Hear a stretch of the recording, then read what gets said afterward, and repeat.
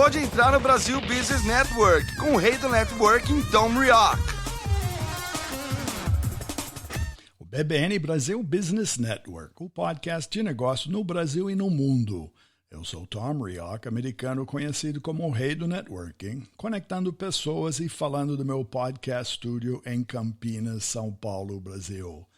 Conversamos com empresários, empreendedores e especialistas no mundo inteiro. Hoje vamos falar com Flávio Oliveira, fundador da Junger Communications, conversando de João Pessoa, Paraíba, Brasil. O Flávio trabalha muitos anos na área de comunicação e começou a Junger quase 4 anos atrás na Holanda, especializando em sustentabilidade, diversidade, igualdade, cultura, arte, marketing digital, relações internacionais e future thinking.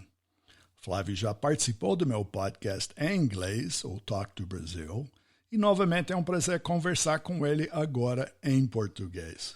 Sou com isso, Flávio. Seja bem-vindo ao BBN Brasil Business Network.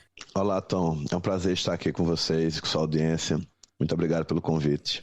Muito obrigado por ter aceito. Flávio, para nossos ouvintes, você é um expert em comunicação. O que é comunicação integrada e quais os serviços que você oferece aos clientes na Europa e no Brasil?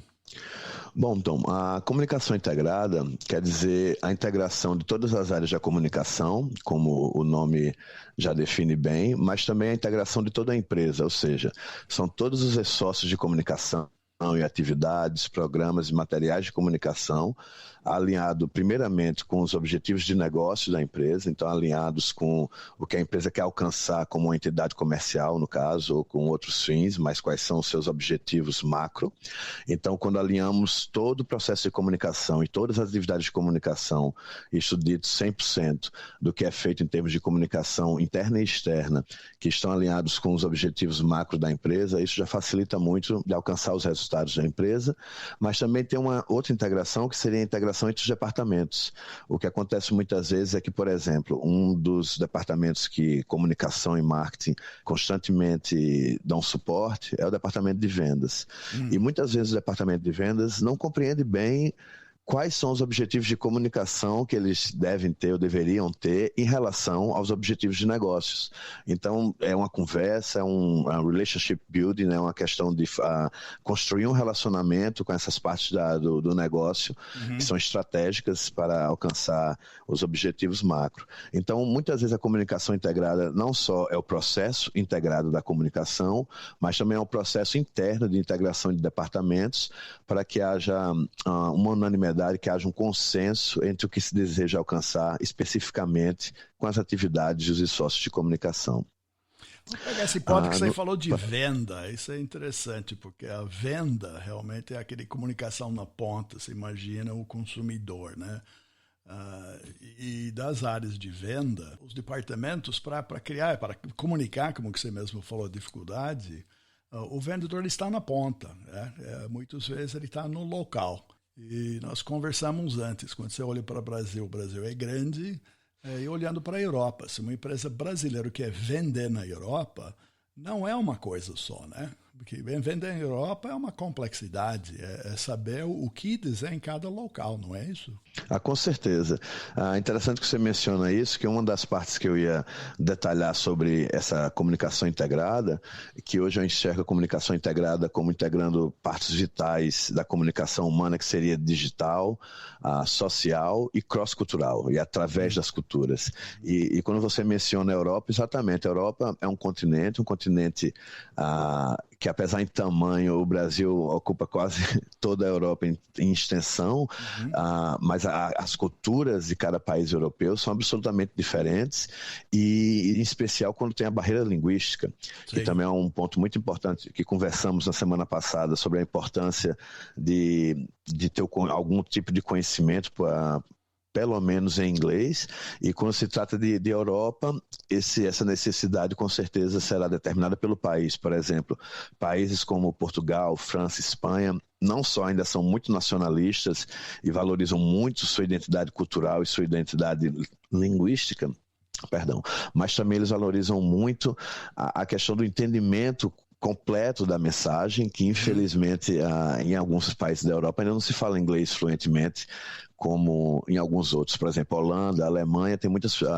comerciais que são feitos em inglês, porque a população, ou pelo menos a target audience presente na Alemanha, na Holanda, vai conseguir entender a comunicação em inglês. Então, não só a cultura tem que ser um fator a se levar em conta, mas, com certeza, as barreiras linguísticas que podem haver quando entrando um novo mercado. Bom, você especificamente tem essas na Europa. barreiras...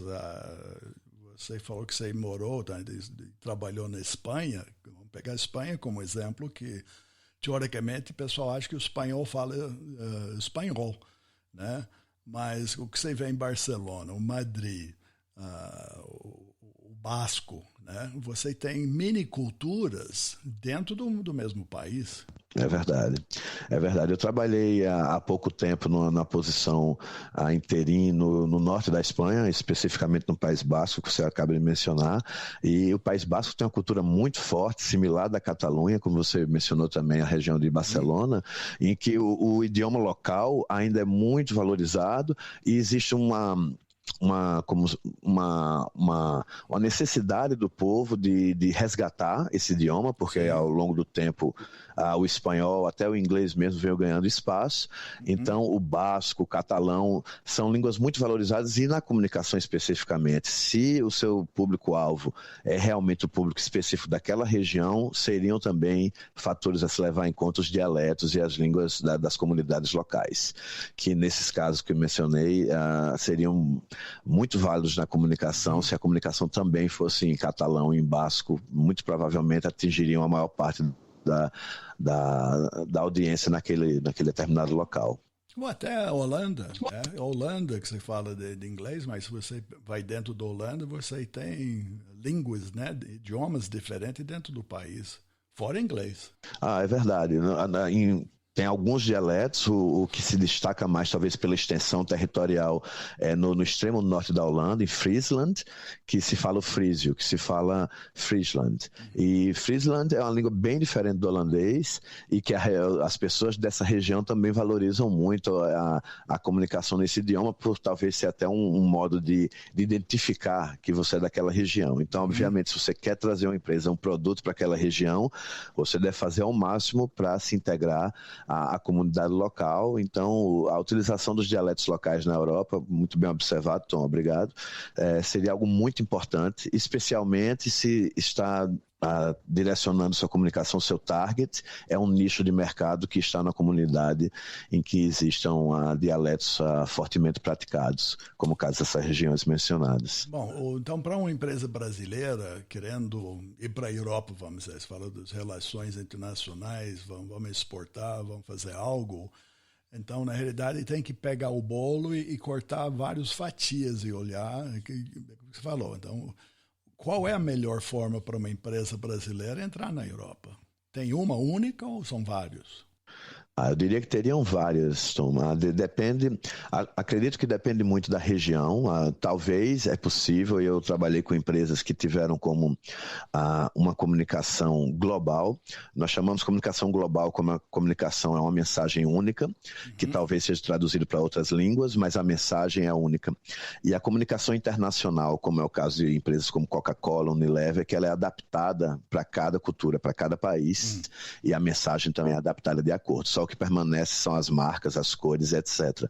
Mas a mensagem em si, a comunicação e o que eles desejam atingir varia de mercado para mercado.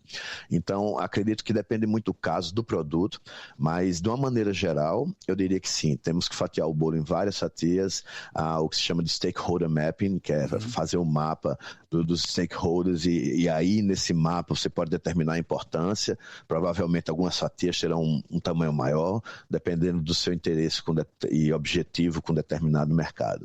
Então tudo depende do produto, do país de destino, também da empresa aqui, se ela já é uma empresa que já tem comércio internacional com alguns outros países da Europa, então já seria um outro processo de approach.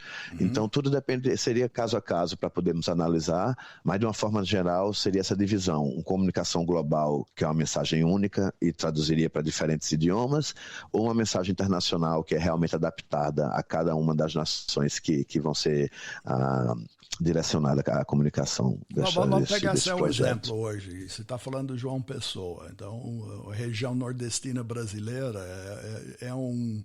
vamos dizer, uma somatória de miniculturas, mas pela proximidade geográfica, né? Tem influência até da cultura, influência de arte, com a Europa, tem muitas coisas em comuns. Então, seria mais, vamos dizer, nada é fácil, né?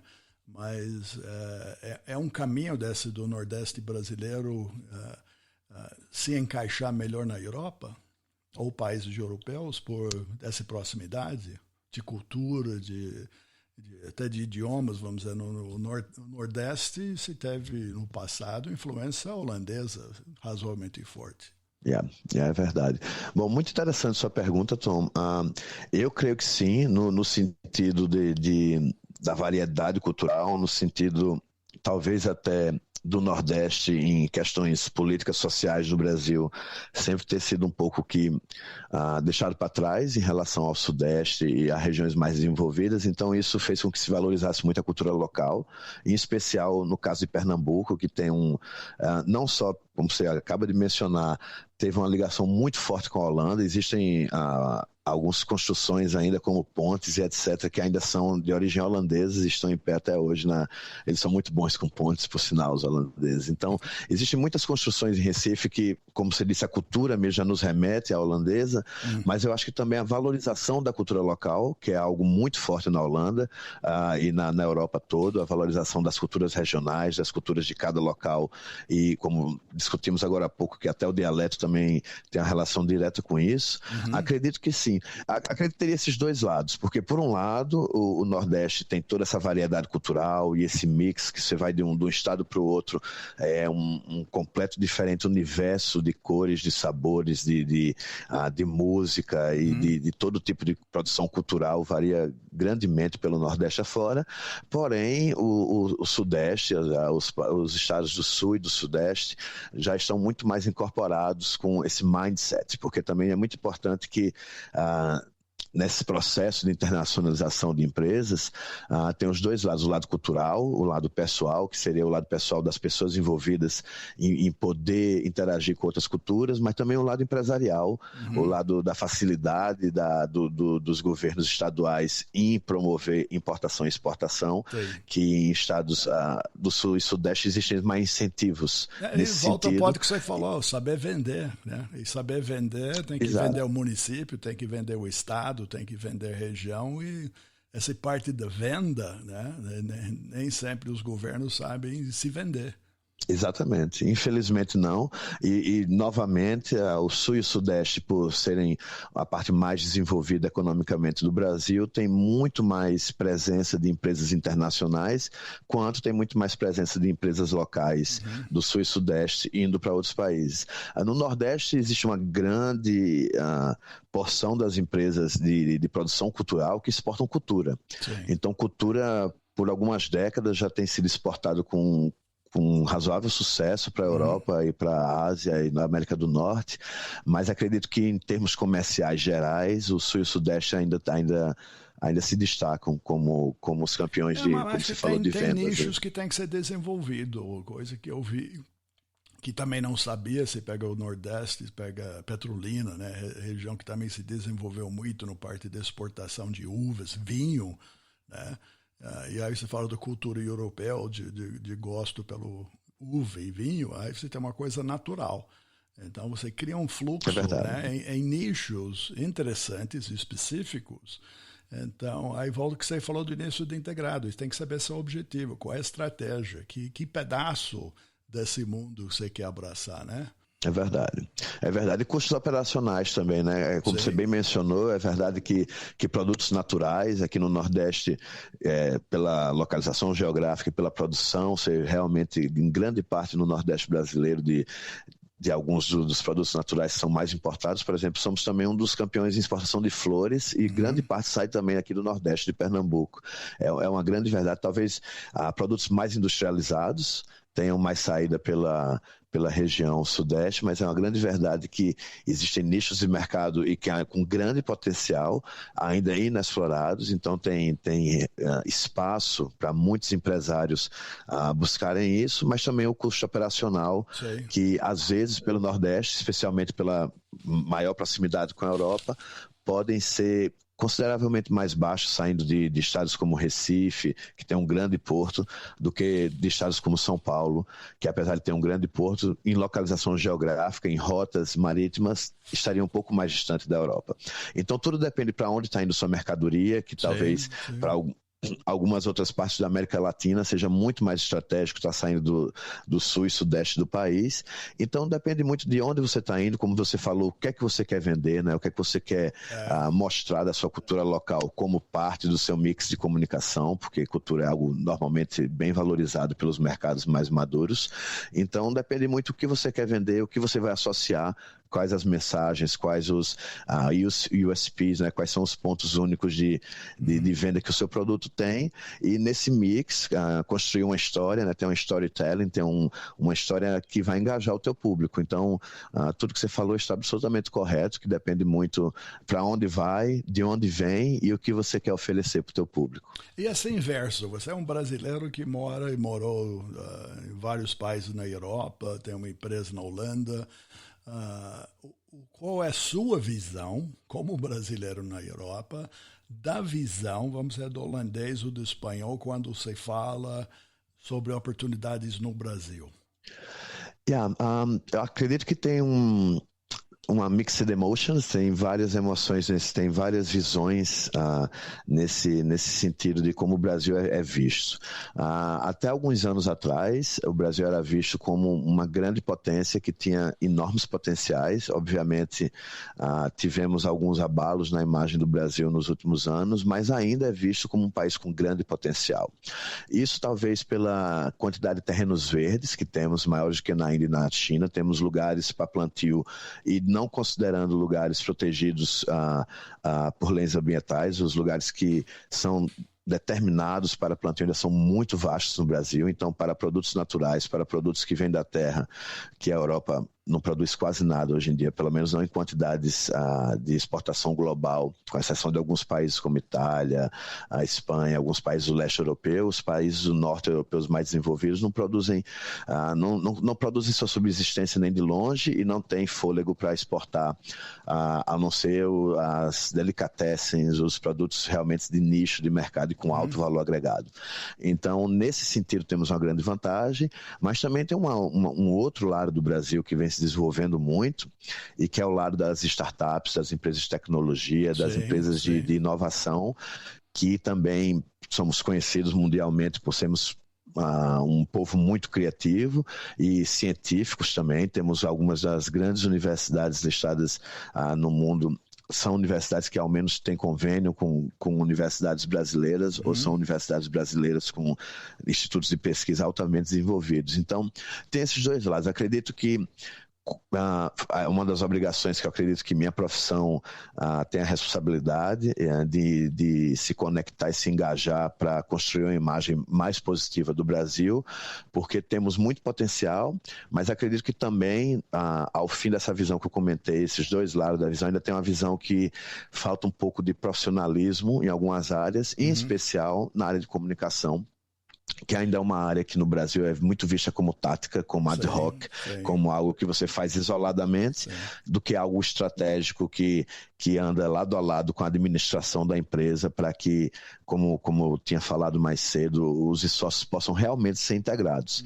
Então, quando a comunicação é tida como estratégica, acredito que facilita muito construir uma imagem sólida e coerente, que infelizmente o Brasil tem várias imagens até agora. Eu acredito que como uma resposta simples seria que ele tem várias imagens, algumas muito positivas, depende muito de onde e com quem está fazendo negócio, e algumas outras precisamos melhorar, mas acredito que é mais uma área que tem muito espaço, seria para a área de diplomacia, para a área de relações internacionais, para alavancarmos a confiança no Brasil novamente e projetarmos uma imagem que nós temos, porque temos capacidade, temos muita cientificidade em várias áreas que podem e devem explorar mercados internacionais. Então, é um desafio à frente. Mas eu acho que sim, é o dever das empresas abraçar isso. Em vez de esperar o governo tomar uma atitude, as empresas que realmente são... os negócios são feitos entre empresas, entre pessoas. E como você bem fala da sua especialidade, sustentabilidade, diversidade e igualdade, eu sinto que o europeu, quando ele olha para o mundo, né, quando ele olha para seus fornecedores, seus contatos, e nessa parte que você falou de integração, ele quer trabalhar com empresas que têm isso na parte de visão, né, sustentabilidade, diversidade e igualdade, isso que está procurando além do produto, né? Muitas vezes no Brasil que eu sinto que a empresa só fala do produto, só fala da tecnicidade, sem entender o que o seu eventual cliente lá fora está querendo, né? Que é um produto, mas ele quer ela também abraçada por sustentabilidade, diversidade e igualdade.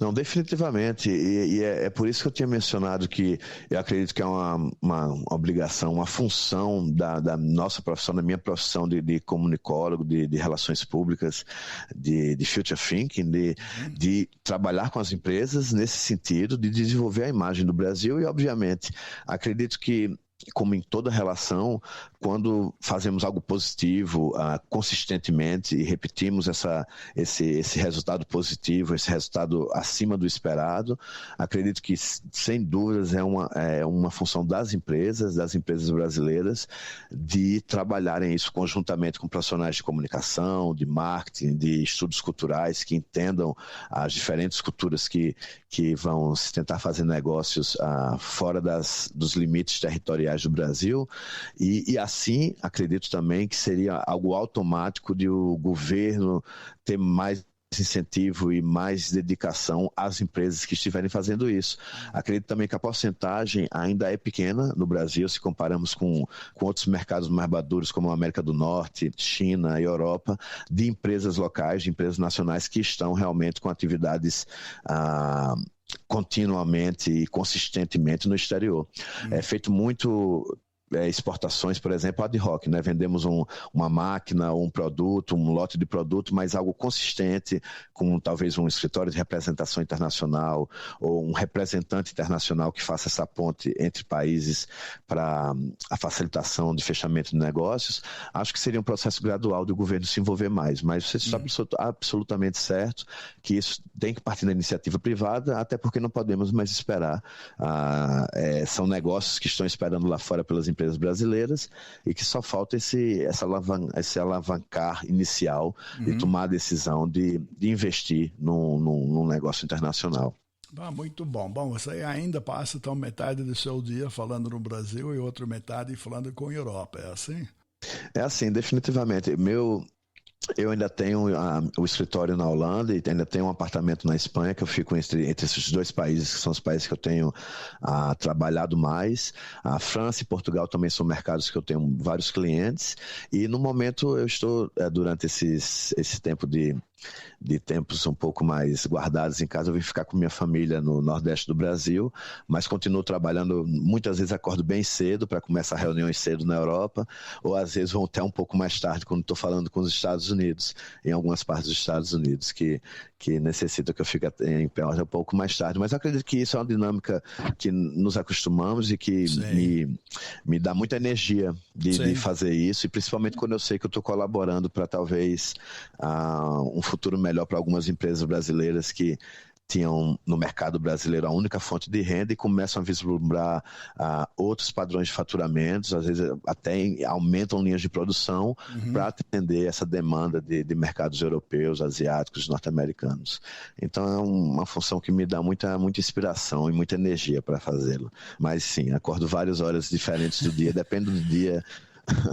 Mas a gente reconhece, tem que saber, o mundo funciona 24/7, o mundo não para, né? Os negócios continuam. Então, o que eu falo, quando nós acordamos aqui no Brasil, 3/4 do mundo já tá no fim do dia, né? China, Coreia, Austrália, Neuzilândia, o dia já foi.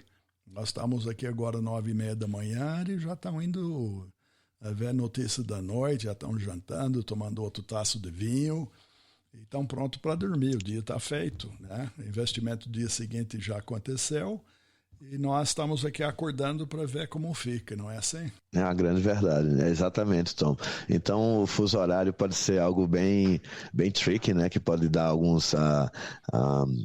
algumas reorganizações de calendário, sim, mas isso é absolutamente certo. Por outro lado, quando você entra num ritmo de trabalhar com parceiros internacionais, então, por exemplo, se eu tivesse algo para falar com o Japão, com a Austrália, provavelmente eu já teria escrito ontem à noite, e quando eu acordasse eu já teria uma resposta e já poderíamos mover esse projeto para frente.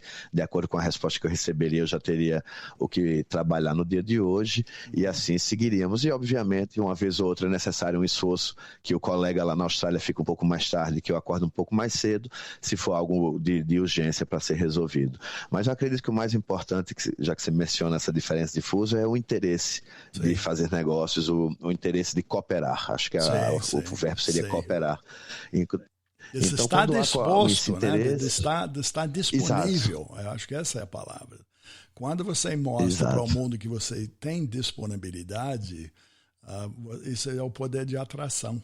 É verdade, é exatamente isso. Então, com essa disponibilidade, esse interesse na cooperação, acredito que os negócios também fluem de uma maneira muito mais positiva e até mais fácil também, quando existe esse senso das partes envolvidas de cooperação, de não focar primeiramente nos lucros imediatos, até porque esses processos de negócios internacionais às vezes demoram um pouco para você achar o transporte correto, então você às vezes paga um transporte um pouco mais caro, mas o importante é começar essa relação. Sim. Obviamente, não estou falando de ter prejuízos, mas talvez diminuir um pouco sua margem de lucro para começar esse processo, para começar esse contato, e obviamente cada contato que você estabelece com o mercado internacional pode abrir uma nova janela, uma nova porta para que comecem outros contatos com parceiros de negócios do seu respectivo parceiro em um país estrangeiro, e assim podem abrindo um leque de oportunidades que antes sua organização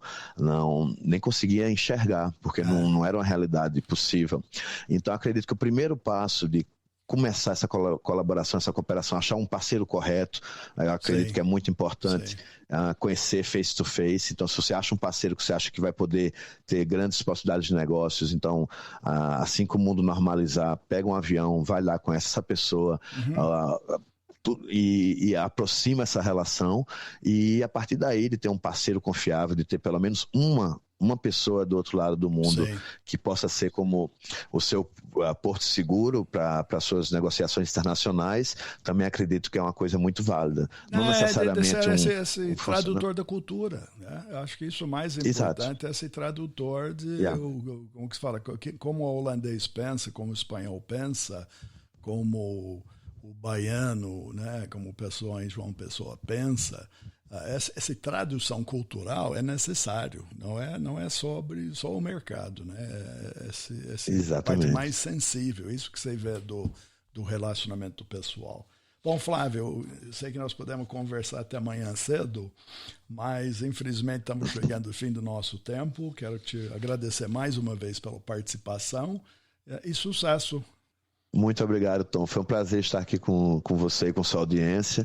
Muito obrigado. E vamos manter essa conversa aberta. Acredito que é um estímulo.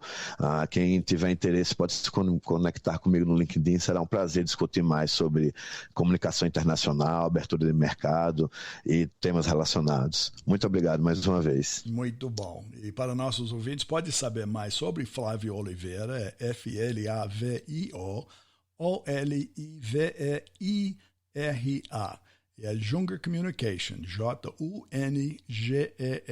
Você vai achar ele no LinkedIn. O BBN Brasil Podcast é um oferecimento do Focus ME Market Intelligence. São especialistas em pesquisa de mercado no setor agrícola. E mais informações no site www.focusme.com.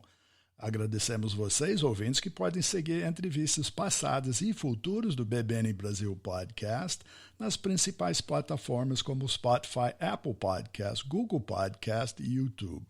Obrigado pela audiência. Até o próximo encontro aqui no BBN Brasil Business Network.